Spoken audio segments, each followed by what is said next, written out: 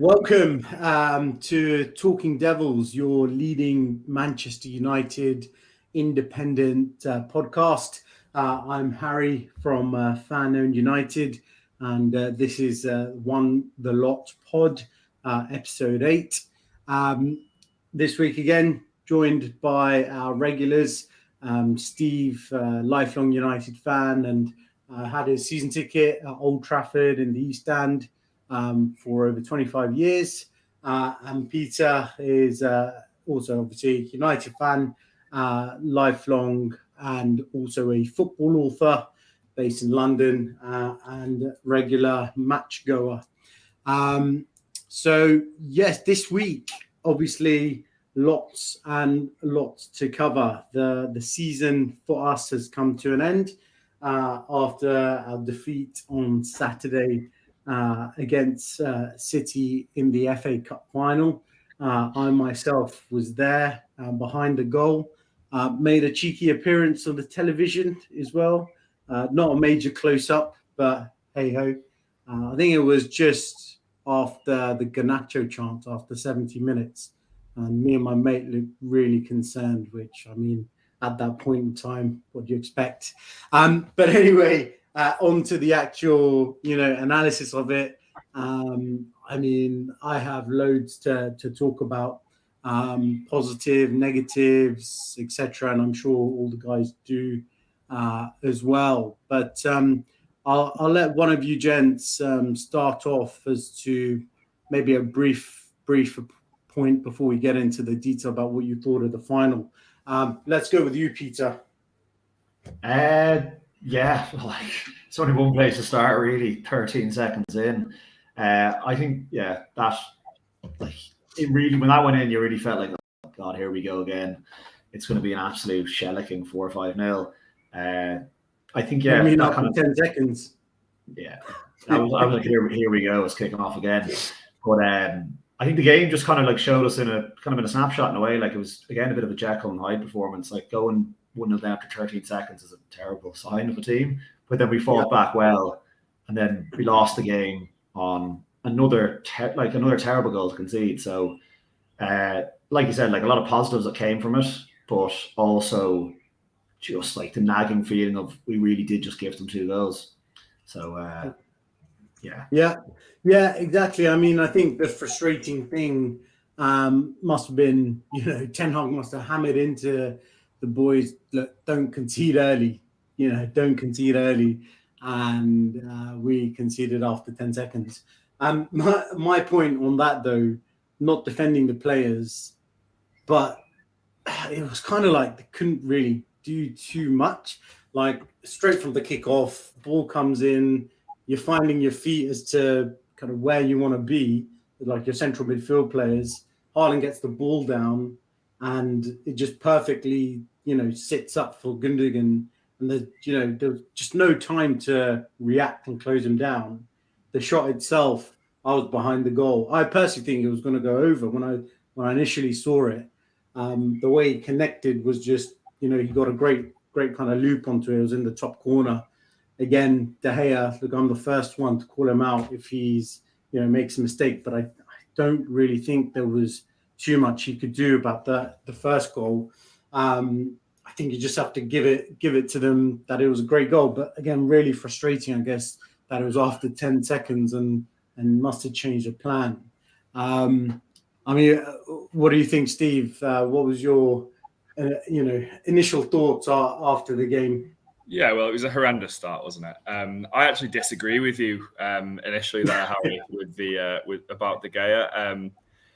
Not so much that I think he should have saved it, but I think he should have dived. I think he wasn't on his toes, and we can get to the second goal in a little bit because I'll start crying. That's a different story, I think initially, fair enough, Haaland beats Casemiro in the air, but the second ball is pretty much unforgivable from Lindelof to not go and beat that, to go and beat De Bruyne in the air. If your centre-back can't beat an attacking playmaker in the air, then there's something going on. And we've been, we've given rave reviews quite a lot in the back part of this season, but that for me is, in the first 10 seconds of the game, if there's a 50-50 ball, centre back against their arguably best player. You've got to absolutely go through him. Not in like a dangerous way, but you've got to show them that you're there. And even in grassroots football, it's first thing you show them you're there. Win the first 50-50. It's schoolboy stuff, and he won that header. And then, it was a great strike.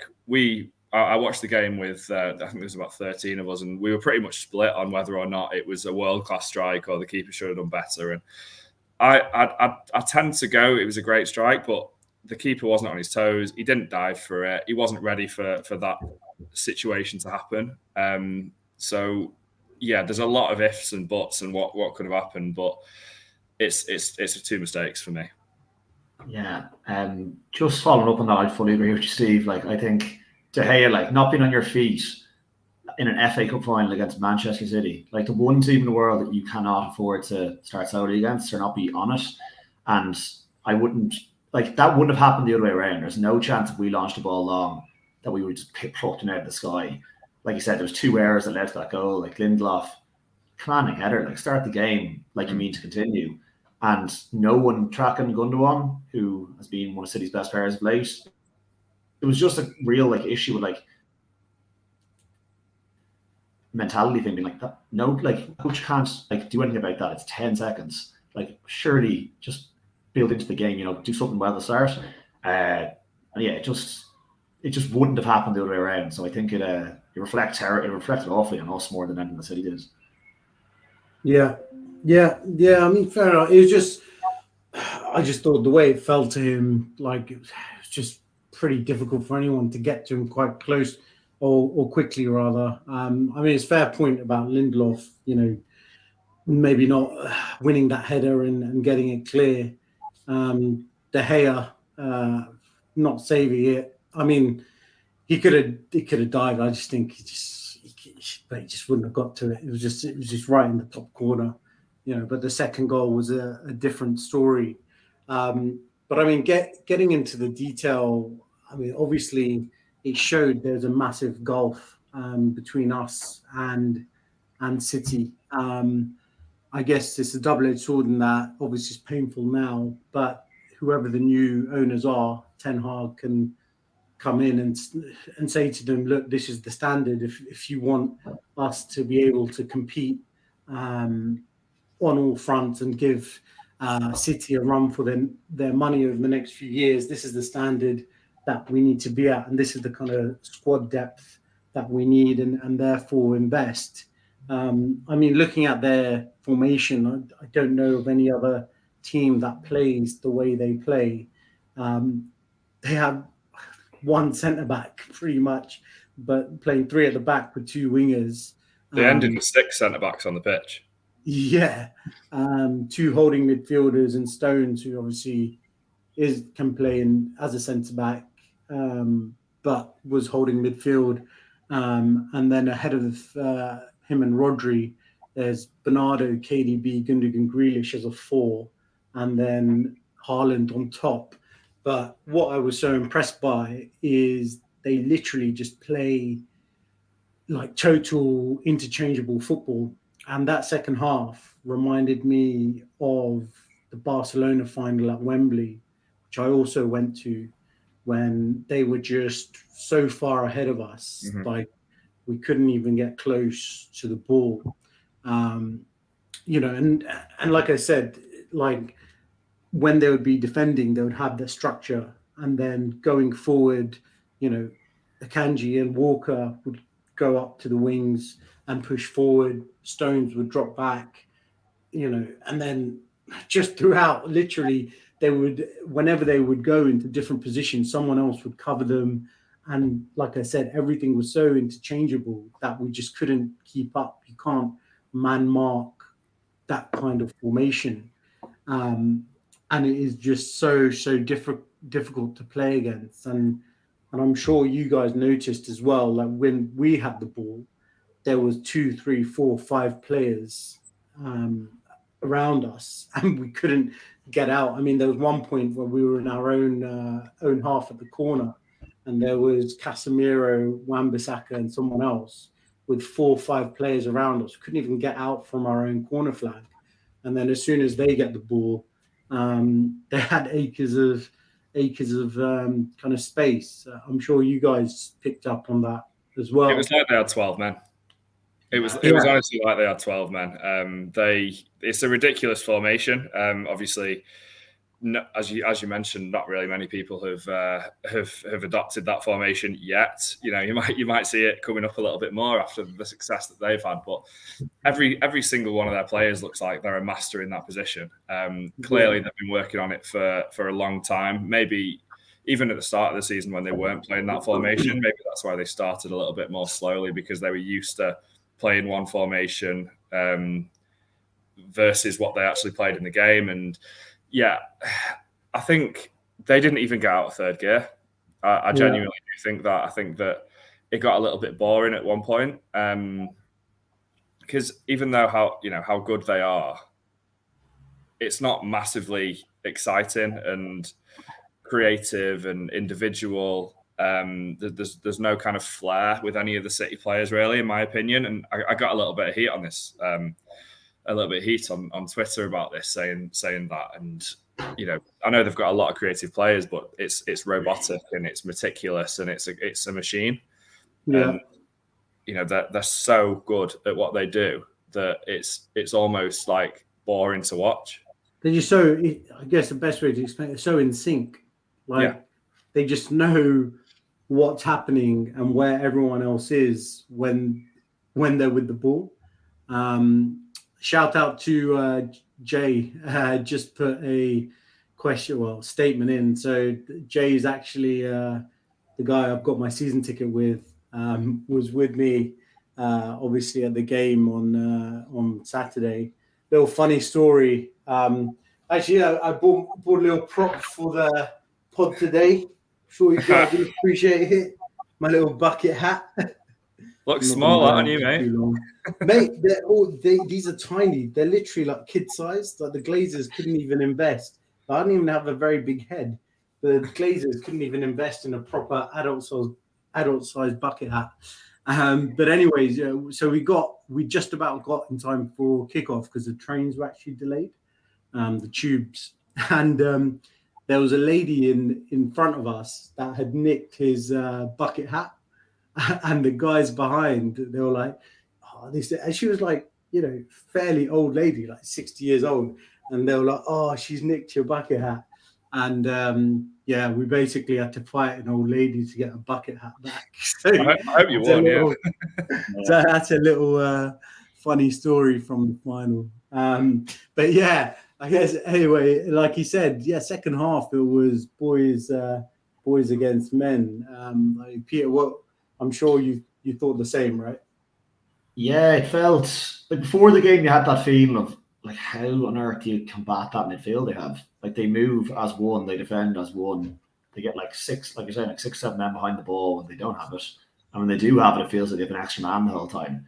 And that comes from like their systems are so fluid. Like you were saying, like you go 3 at the back, then it's like sometimes it's 1 at the back and you've like 7 in midfield.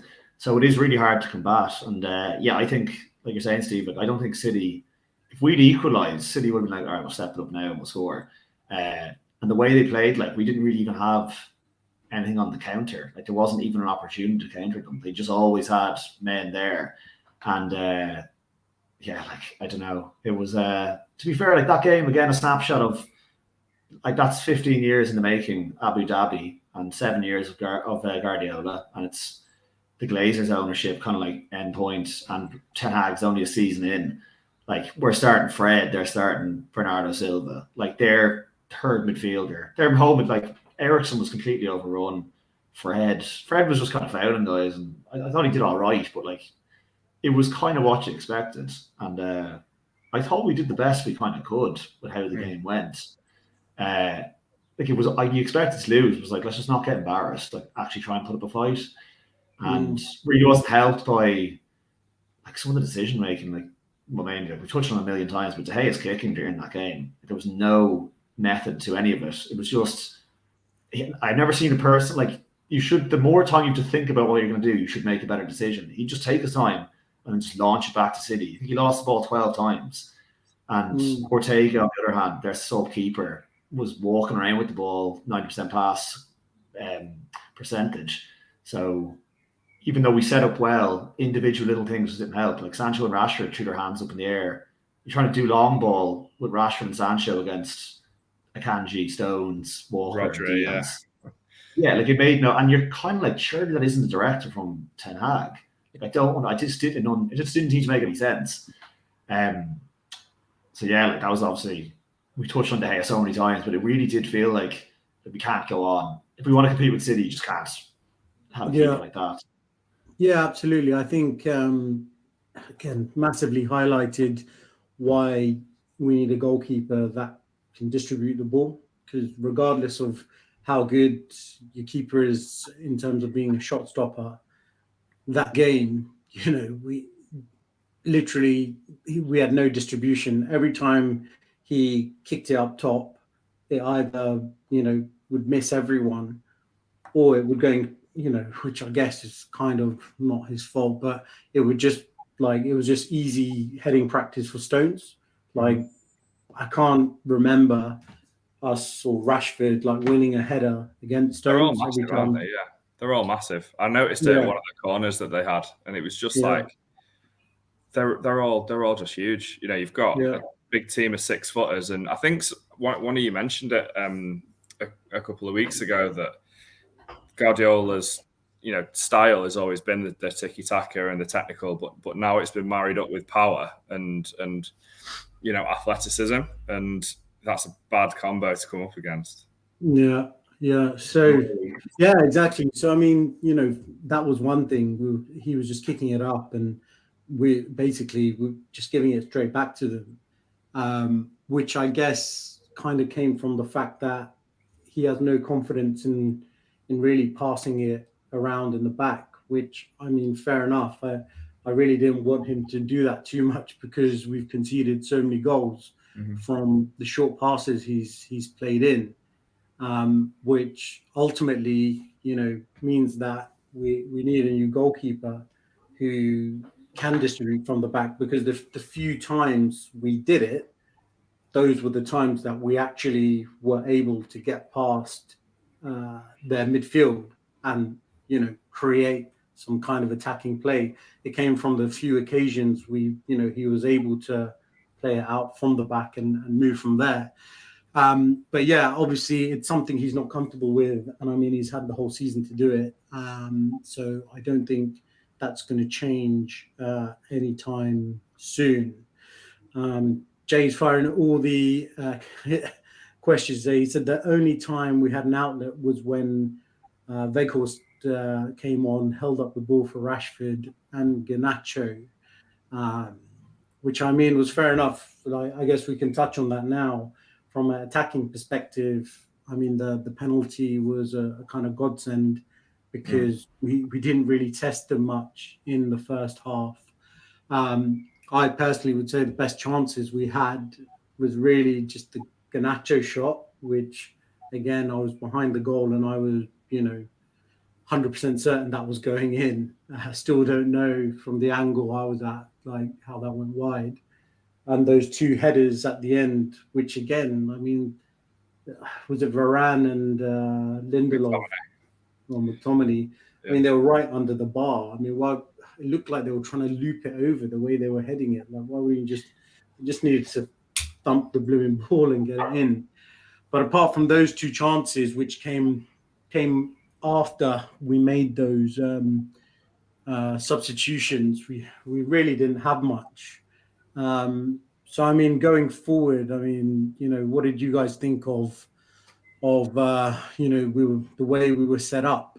Because I guess he kind of was holding out, right, to just see what would happen later on in the game. I don't think we were set up to attack them from the outset.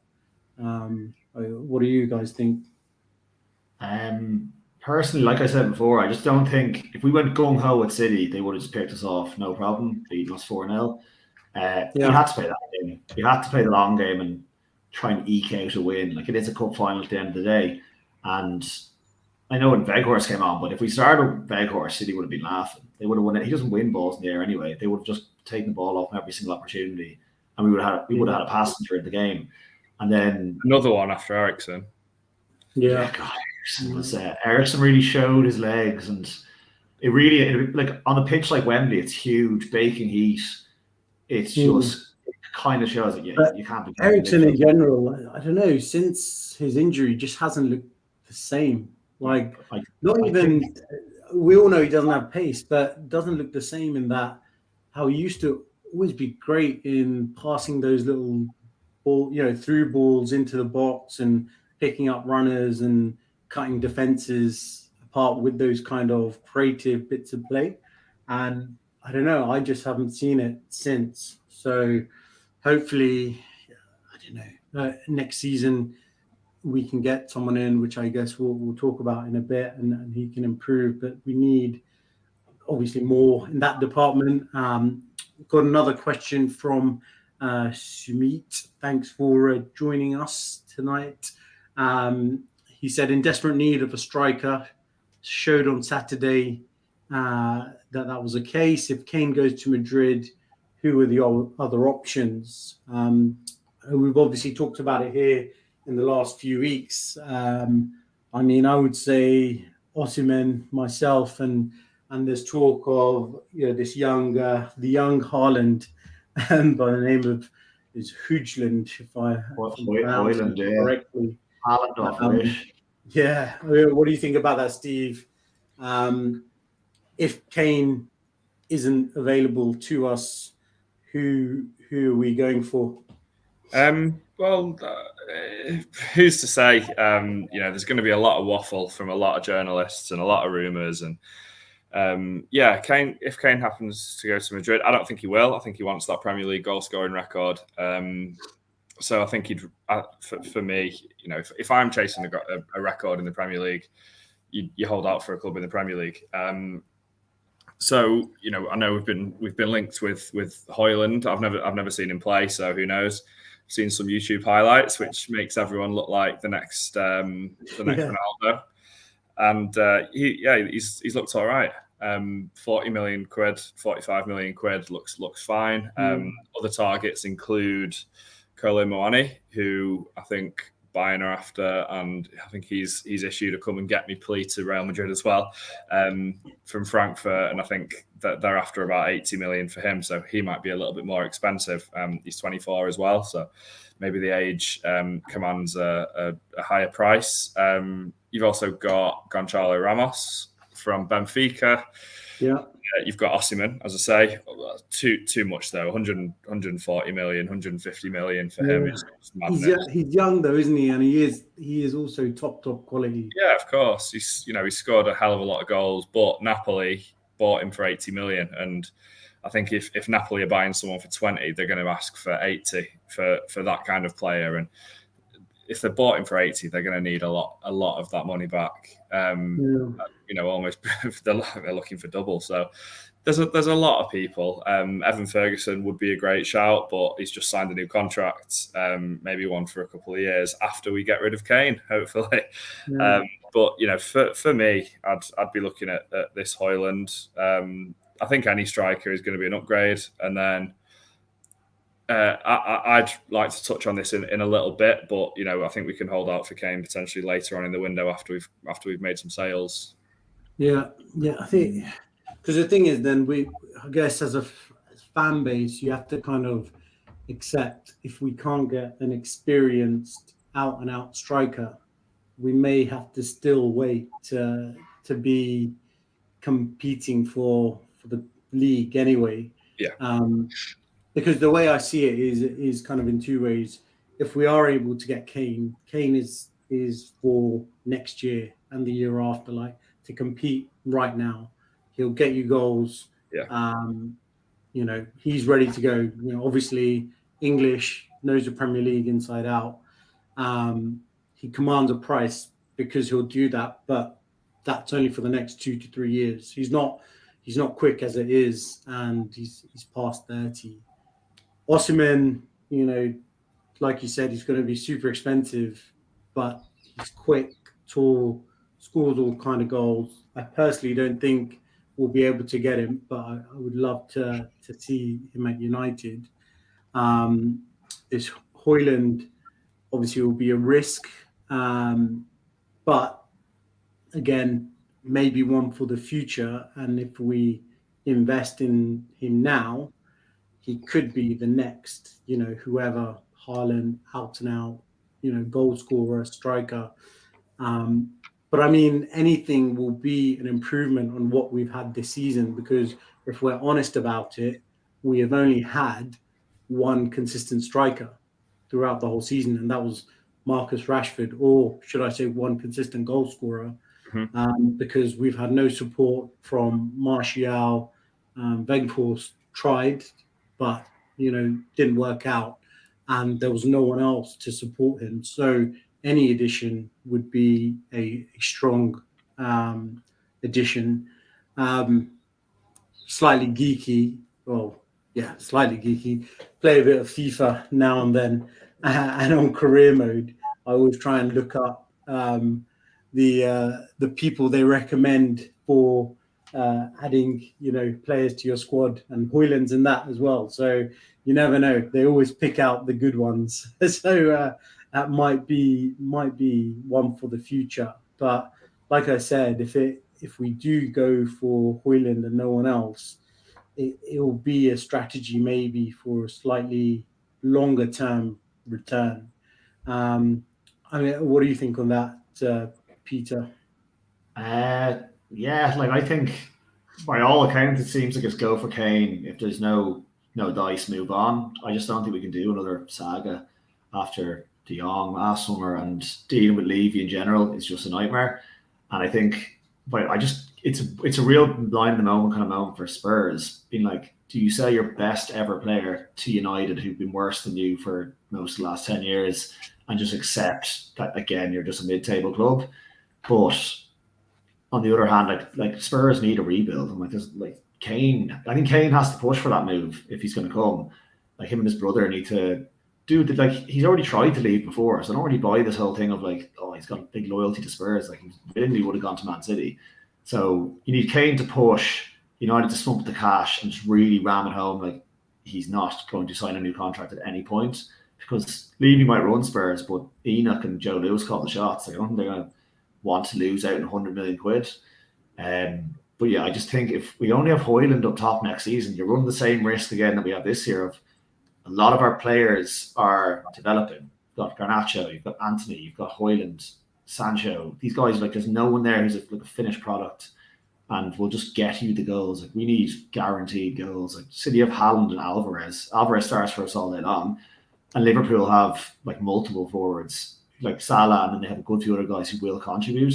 So The annoying thing is, like, if even Tony hadn't got the ban, I happily would have been like, let's get Tony and a younger striker. I really wanted us to sign him, to be honest. Yeah, he has the right mentality. And then the fear is like what's going to happen with we won't name, but number 11. Like, we don't know what's going to happen there this summer. Like, the club might, depending if the Glazers are in charge, they might say, well, we've got this guy here, like, we'll just throw him back in.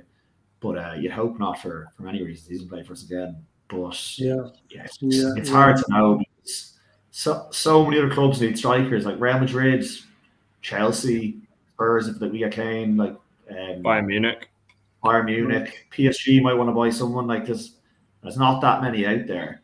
So and I think outside of strikers, just a squad in general. Before I go on to that point, Gopal joining us this evening. Thanks for joining us, mate. Always puts in a few questions. So Patrick has just come in this evening. Thanks for joining us, Patrick. Good evening, gents. Question for you all. If we sign a top striker, who creates the chances for him? Seems like our inverted wide men tend to look for opportunity to shoot rather than cross pass thoughts. I mean, me personally, I think if we do have that out-and-out striker who scores goals, obviously I think our tactics change, right? And the method of training and working together changes because we have the outlet.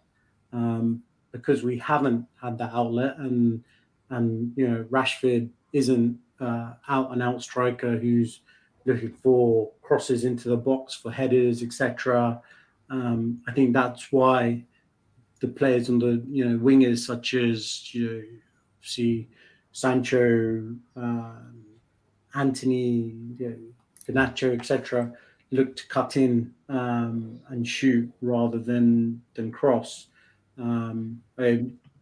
What about you guys? What do you think on that? Do you agree or? I do agree a little bit.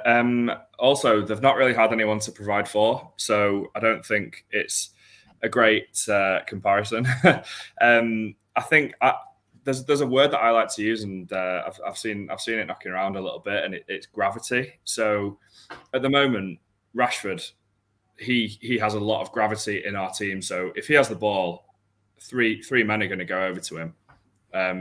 Yeah, and if he loses the ball or he keeps the ball, passes it around, there's no one else who's going to get that ball in space who's going to be a threat. If you've got Kane up front, he's going to draw two players, and it's going to make it a lot more open for Rashford and for Anthony and for Bruno. And the more players with that kind of gravity, the more open the game's going to be. So I think if we get a top striker, there's going to be a lot more chances created anyway, because there's going to be a lot more open space. I think with Ajax and last season, Anthony was creating a fair few goals for Haller, because he's obviously a big lad up top with a lot of presence. And if you get a ball up there for a top aerial presence to attack, then it is obviously going to be a lot easier to get those assists and provide those chances. And then, as I say, if there's two or three men looking at Kane, then Rashford might just have a one-on-one at the back post, and you know what he can do in that situation. So I think the more top players you've got in those kind of positions, the harder it's going to be to defend, and the easier it's going to be for us and our inverted players to create those chances. Yeah, and I know we focused a lot on strikers, but I think again Saturday went to show how our squad needs to be revamped and how much depth we need. And I think what highlighted that was the benches. I mean, I've got a list here. Let's have a look at who they had. They had Ake, Laporte, Foden, Phillips, Alvarez, Mahrez, Edison, Cole Palmer, Rico Lewis. Whilst we had Weghorst, McTominay, Garnacho, Maguire, Malacia, Dallo, Pelestri, Butland, and Elanga. I mean, if you look at the two, I'd say about 6 of those players could have come on and had an impact from an attacking perspective. Whereas we had Weghorst, Garnacho, Pelestri. Really, I don't think Elanga has a shout right now. I think most of that bench starts for United. Honestly, I think you've got some top tier players on that bench, and I think you, as you mentioned, they brought on Foden, we bring on Weghorst, and as Peter referenced earlier, actually as well, you've got Alvarez who didn't get off the bench, and he starts for us.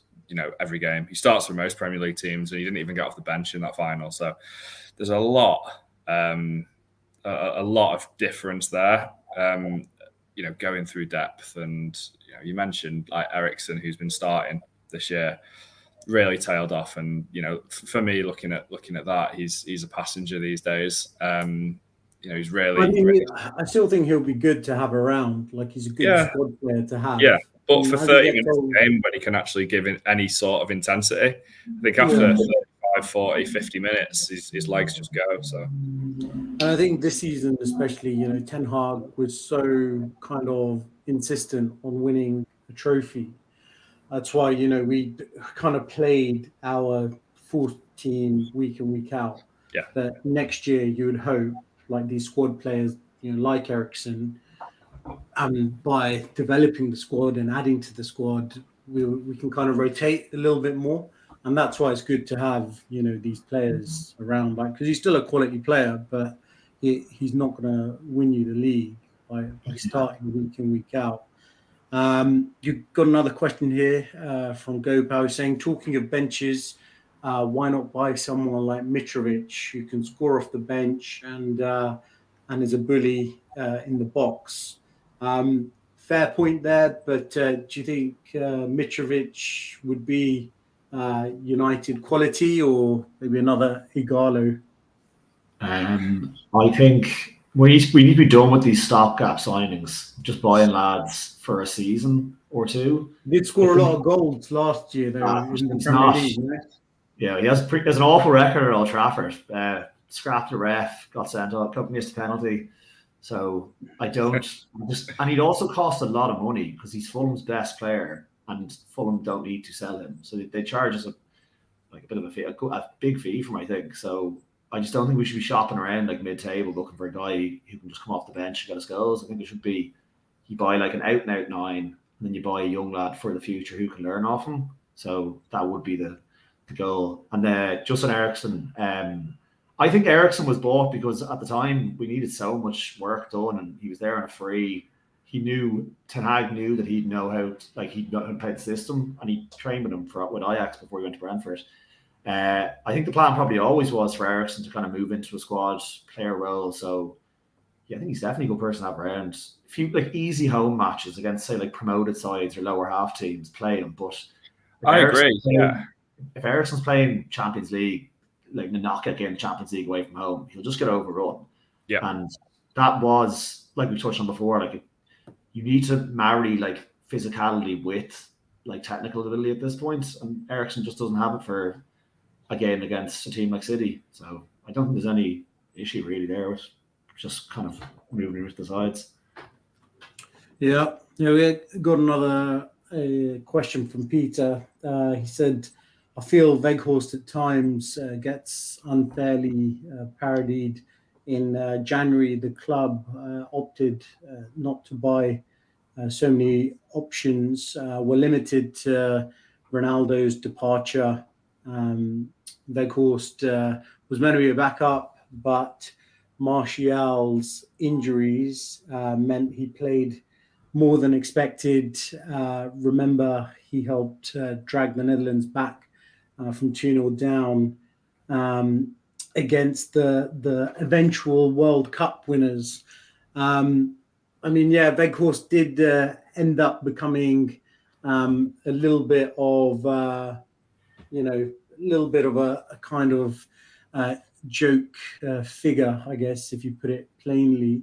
Would you guys agree with what Patrick's saying about him, or again, do you think he's just not there he wasn't there to cut the mustard? He wasn't the quality we needed? I think it's a middle ground kind of. I don't think anyone has any issue with Weghorst himself. Like he's put himself about. It's not his fault that he ended up at the club, and we were in a position where we couldn't sign anyone for money. So there's no issue. Like Weghorst, fair enough, came in, did a good job for a bit, but I think it's more not Weghorst himself. It's just the idea of Weghorst. Like, how on earth is that guy the United 9? It's more of a symbol of what the club has become. And even when we had a Gallo and these guys, like, how on earth does that guy start for Man United? It's like he didn't score a single league goal for us. So it's just like, yeah, thanks, you did your best, but your best wasn't good enough. And there's no shame in that because it should be playing for United. You should be like the top of your game, and he just isn't. Yeah. Obviously, seems like he'll be moving on in the summer. I don't think we'll be getting him back. But yeah, I guess in general now, moving on to a few other points. I think obviously that was a pretty detailed analysis of the cup final. I hope everyone who's been listening in kind of enjoyed that. But obviously, yeah, we talked about the squad, what we should be doing. I think this is an incredibly important transfer window for Ten Hag to kind of be building on his squad for the future. Key kind of developments, I'd say, rumors turning into slightly more solid speculation from, kind of more quality sources like Sky Sports, etc., saying obviously a lot of chat around Mason Mount, saying that personal terms have been agreed. And I think on Saturday, United formally approached Chelsea in regards to starting negotiations on a price. I mean, I guess there's a few things about Mount. He hasn't played recently for Chelsea, but obviously when he was week in, week out, he's a great player. I personally think it should come down to the price. He's got 1 year left on his contract. So I've heard Chelsea want to command around 80 million for him, which I personally think is not money we should be spending on a player of Mount's quality, but also position. That money should be invested in a striker. Whilst I think we are aiming around the 50 million mark. What do you think about Mount, Steve? Is you one to get in, or should we? I think so. Yeah. He's the more I think about it, the more excited I get about it. The more interested I am. He's young enough to be molded. He's obviously shown that he's a good player. He's played at the top level for Chelsea and also for England, and he's never really let people down for England. He's always produced kind of solid performances. In that roaming number 8 spot, he's obviously got a lot more dynamism than a lot of the players that we've got now. I'd probably put him maybe alongside McTominay as the most athletic players that we have. Obviously, I know Bruno runs about a bit, but he's not massively quick. He's not massively powerful. Obviously, you've got Fred, who's pretty nimble but weak. Eriksen, who doesn't really run, and I think Mount really would fit in. One other player for that position that has been rumoured quite a lot, who I would also go for is Rabiot. Fits the mould, fits the athletic mould. There was pretty strong talk for a little while, but that's cooled off a little bit. Cooled down a little bit, but now the Italian season is just finished as well last weekend, so there's no more games there. So I think things, if they are going to ramp up, will ramp up. His contract's due to run out, so he's gonna go somewhere new. So I think if we've got a couple of options, Tielemans as well. Who I think would fit more in the Eriksen kind of mold. Not massively physical or much of a runner, but I think Mount and Rabiot. One thing that I do really like about Mount, though, I think he seems to like to pick the ball up quite deep and put a few crosses in, which referencing one of the questions earlier, it's creating chances. I think Patrick mentioned who's gonna create those chances, and we have created a lot this season from midfield. Obviously, Bruno's made 119 chances, I think, in the Premier League, and I think 31 big chances with 8 assists. So, and I think Eriksen at one point was the assist leader in the Premier League. So there's clearly chances being created from midfield, and I think Mount, as well as the creativity that he'll bring, he will bring a lot of energy as well. Yeah, exactly. What about you, Peter? Mount in or no? 100% Mount in. I think he's a signing. He, like the way everyone talks about Mason Mount, he isn't like the most glamorous player. He's quite like, he does his business in quite an efficient manner, and he doesn't like make that many headlines. But there's a reason. Like, look, every single coach who's ever had him has loved him. Like, Tuchel made him a key part of Champions League winning team. Klopp wants him at Liverpool. I think anyone, Arsenal were linked to him. I think any other top team in the league would happily have Mason Mount in their team. And like I said, he's not really flashy or anything, but he's one of those signings, like, it's not gonna, it's not gonna break any Twitter retweets or anything like that. But it'll be like a signing we really need. And I think, just for that kind of example, like if United were being linked with James Maddison now, the way people, Twitter fans and people obsessed with transfers and this and that, would be acting like, oh, what a brilliant signing, we're getting James Maddison. But Mason Mount's a far better player than him. To fit in much quicker. I think he'd be a seamless fit as well. Obviously plays in the Prem. Only 24, bundles of energy, scores goals, assists. He's very good at, he's a really good presser as well. And he's also good at passing out of the press. So I think it's pretty obvious that he's been earmarked by Ten Hag of like, I know exactly what I'm going to do with this guy, and I think he'll fit in perfectly. And just on Rabiot, I think on the complete opposite on Mount than on Rabiot and with yourself, Steve. I think like last summer proved it. Like Rabiot's mum stopped him coming to United, and it was the best thing that happened to us because then we get Casemiro.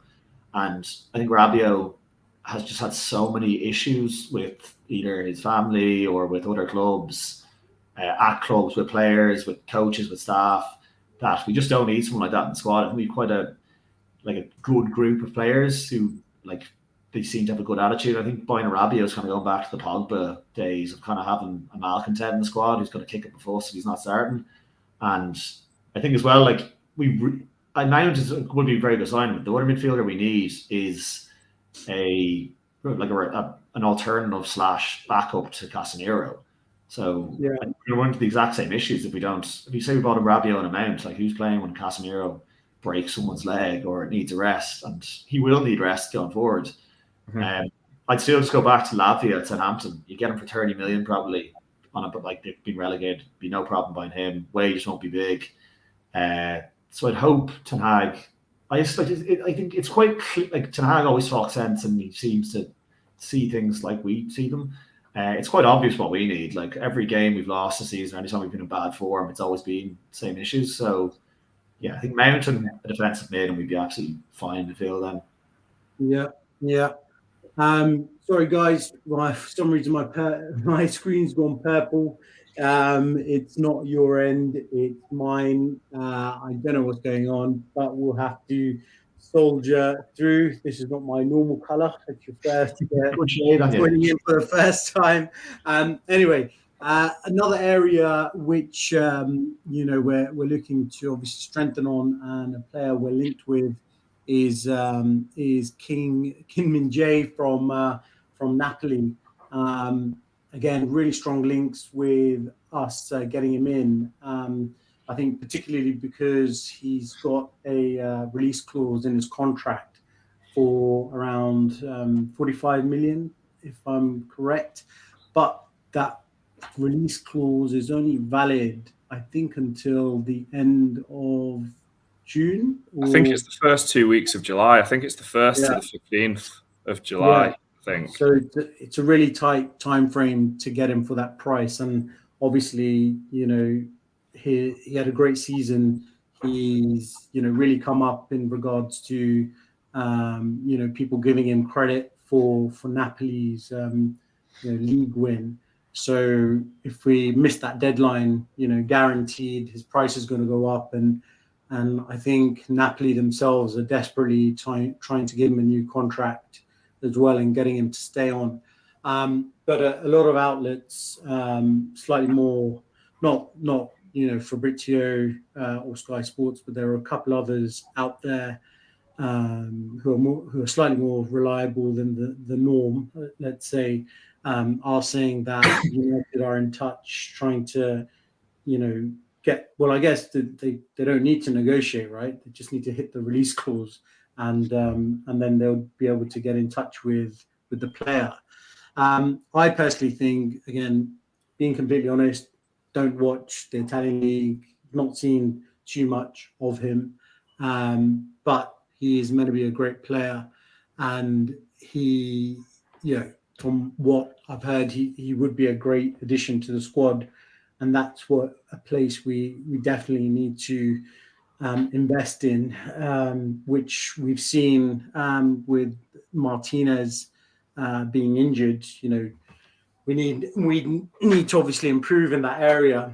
I mean, do you guys, what do you think about him? Do you think he would be a good addition, or again, should we be looking elsewhere? We'll start with Steve.